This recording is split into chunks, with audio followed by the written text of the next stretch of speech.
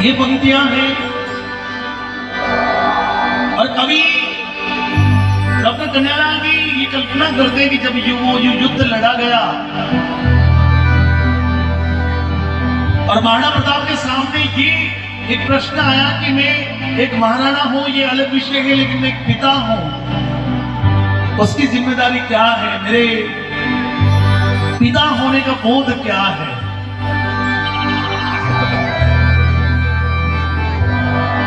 बालक अमर सिंह को जब भूख से बिलबिलाता हुआ देखते हैं तो एक क्षण के लिए महाराणा प्रताप के मन में ये प्रश्न आता है कि आखिर मैं क्या करूं। मेवाड़ के इतने सारे सपूत, बप्पा रावल, महाराणा कुंभा, महाराणा सांगा, महाराणा जयसिंह, महाराणा राज सिंह, इतनी सारी पीढ़ियां खप गई। झालामन्ना का बलिदान हुआ, चेतक का बलिदान हुआ, स्वामी भक्त गुजरी पन्नाधाय ने अपने पुत्र चंदन का माथा अपने सामने कटवा लिया उस राजवंश की रक्षा के लिए। और परिणाम ये, तो डॉक्टर कन्हैयालाल सेठी ने बड़े अच्छे शब्दों में उसको लिखा। मैं कुछ शब्द प्रस्तुत करता हूं आप लोगों को बीच में।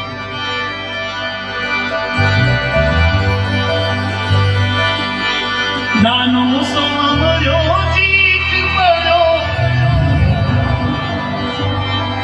नाना सोयो दुख जानो, दुख जानो।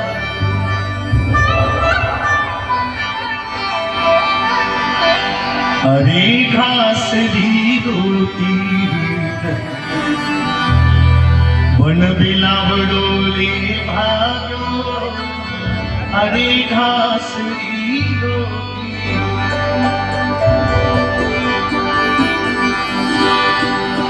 भूलयो घणो, भूसयो घणो, मेवाड़ी मान बचावण में, उपाच नहीं राखी रण में, मेरा रो खून बहावन में, मेरा रो खून बहावन।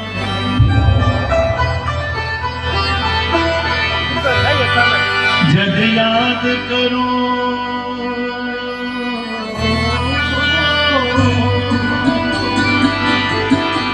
जद याद करो हल्दी घाटी, नेड़ा में भगत उतर आवे, सुख दुख रो साथी चेतकड़ो, सोती सीख मुख जगादा।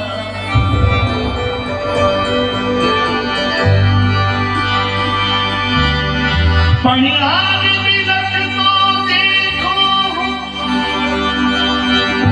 जब राज कुंवर ने तो छात्र धर्म ने भूलो, भूलो हिंदवाणी चोटी।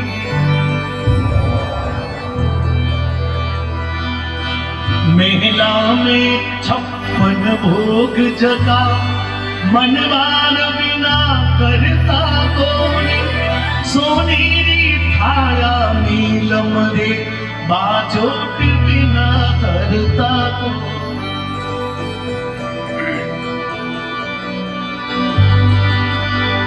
हाय जगा करता पगला, फूलारी कमड़ी सी जावा, बेआज रुले भूखा तिरसा, हिंदवाणे सूरज दाता।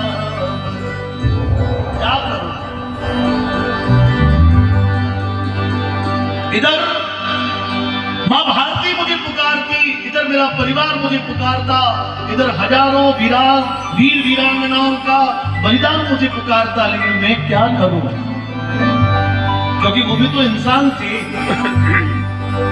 नहीं, आजकल एआई का जमाना है, यानी इंटेलिजेंसी, आर्टिफिशियल इंटेलिजेंस, लेकिन एक मनुष्य को, मनुष्यता जो है, एक मानवीयता जो है, जिसको हम ह्यूमन नेचर कह सकते हैं, वो तो सब में एक जैसा होगा। वो कितना भी कठोर होगा, लेकिन एक विचार तो मन में आएगा ही नहीं, और विचार आए और उस विचार को ना कहना, ये तो कोई बात नहीं होती है। कूटनीति अपनाने का समय है। विदर्भी कुछ समय के लिए रुके, इसलिए हमको वो मार्ग अपनाना पड़ेगा। तो क्या करें? तो बोले एक आप झूठा पत्र अकबर को लिख दो। लेकिन डॉक्टर कन्हैयालाल सेठिया उस समय अपनी कलम चलाते कि राणा ने कहा कि ऐसा कैसे हो सकता है।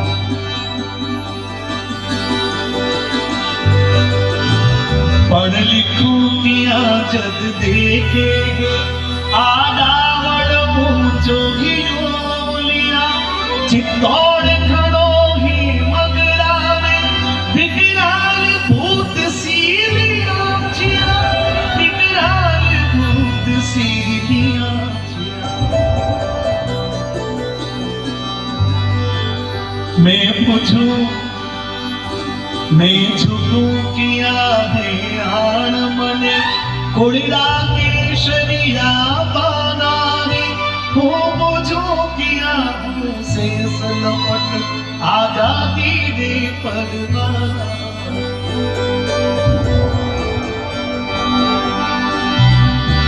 पण फिर अमरी सुर मुसिका राणा रो हिमड़ो हरियाणो मेहमानो हो दिल्ली शतमी सम्राट संदेशो भिजवा। राणा रो कागद बाज होयो अकबर रो सपनो सो साचो पढ़ने करो विश्वास नहीं जद बाज बाज ने फिरवा। अकबर पागल सा हो गया कि क्या करूं, क्योंकि अकबर को पता था कि पश्चिम से सूर्य उग सकता है लेकिन राणा का स्वाभिमान कभी डगमगा नहीं सकता। गंगा हिमालय की गोद में पुनः जाकर समा सकती है लेकिन राणा का स्वाभिमान कभी डिग नहीं सकता। ये पत्र तो है लेकिन इस पत्र की सच्चाई कैसे जानूं कि क्या है। तभी अकबर को याद आया कि इस पत्र की सच्चाई मात्र एक व्यक्ति बता सकता है और उस व्यक्ति का नाम है पृथ्वीराज सिंह राठौड़, जो बीकानेर का निवासी है और राणा का अनन्य भक्त है।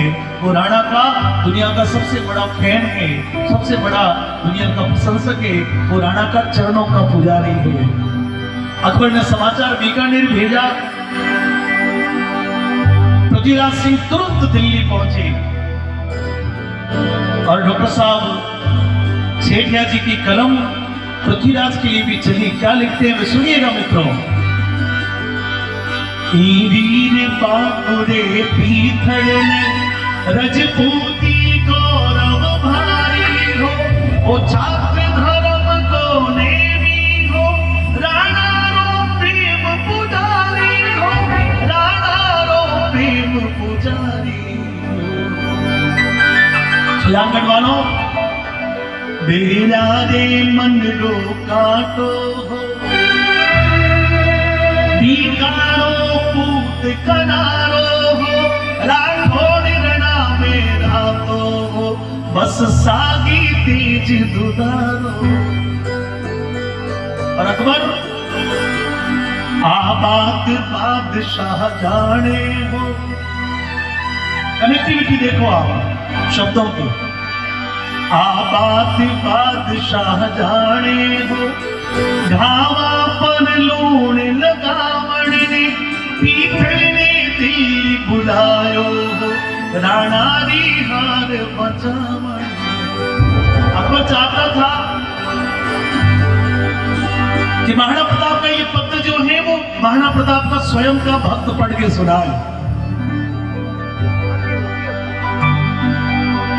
और वो पत्र पृथ्वीराज के हाथों में देते हुए अकबर आंखें मार के हंस के बोल पड़ा। मर डूब चढ़ू पर पानी में झूठा ही गाल बजावे हो कण टूट गयो वीरानी को तू भाट बड़ा पिड़तावे।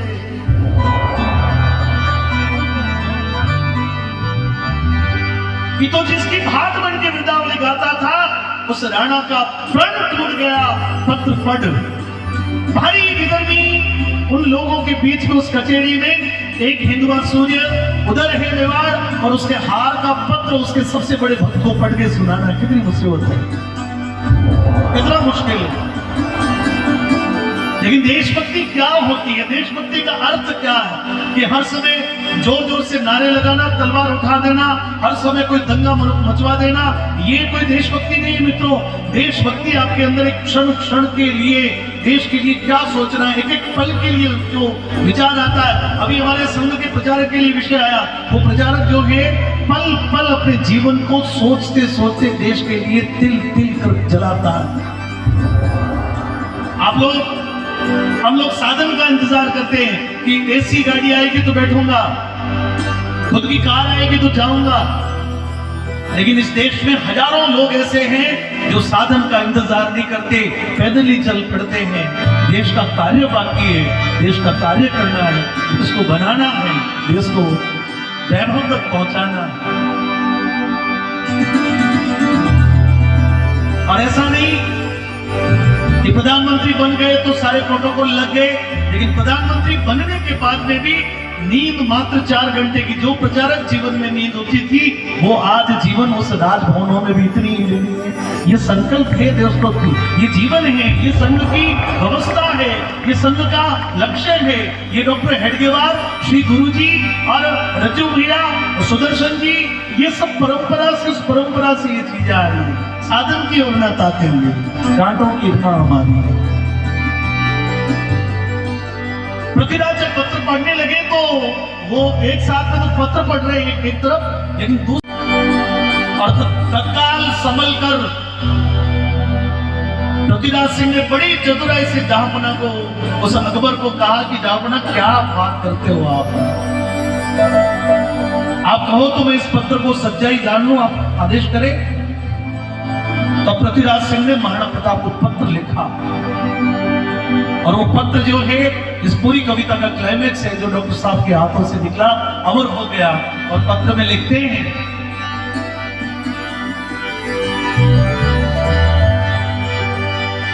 मैं आज सुनी है नाहरियो साया ने सागे सोवेलो, मैं आज सुनी है सूरजड़ो बादल दियो टांगों।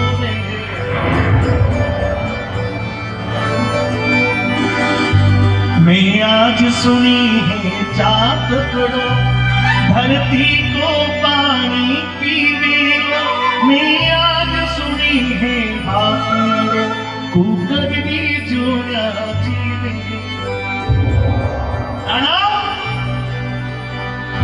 मैंने सुना है कि जंगल का राजा शेर अब बकरियों के सामने रहेगा। मैंने सुना है कि चमकता दमकता करोड़ों किरणों का सूर्य बादलों की ओट में खो जाएगा। मैंने सुना है कि जिस चातक की चौक धरती पर पड़े पानी पीने जैसी बनी ही नहीं, वो चातक भी अब धरती का पानी पिएगा। और मैंने सुना है कि मदमस्त हाथी अब कुत्तों के साथ में व्यवहार करेगा। और लिखा, मैं आज सुनी है थारे तुका अब रान घोवेली रजपूती, मैं आज सुनी है गाना में तलवार दे बेली।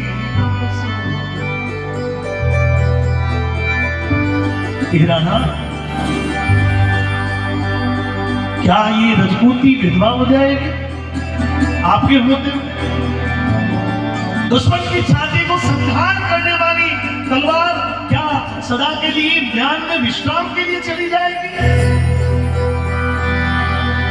ओ मारो हिवड़ो कांपे मूछारी मोड़ मरोड़ गई, भीतर राणा ने लिख भेजो आपात कट्ठा तक गिना सके। पत्र मेवाड़ पहुंचा।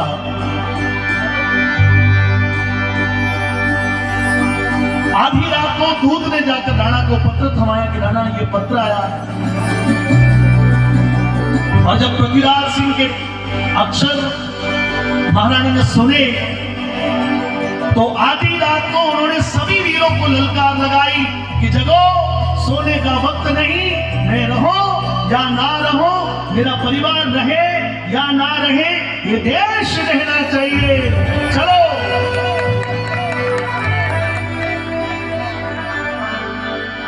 भूख मरू या प्यास मरू, मेवाड़ धरा आजाद रहे, घोरी उजाड़ा में भटको, पण मन में मारी जात रजपूतन रोजायो हो, रजपूती कर्ज चुका, हो शीश पड़े पर पाग नहीं, दिल्ली को मान घटाओ।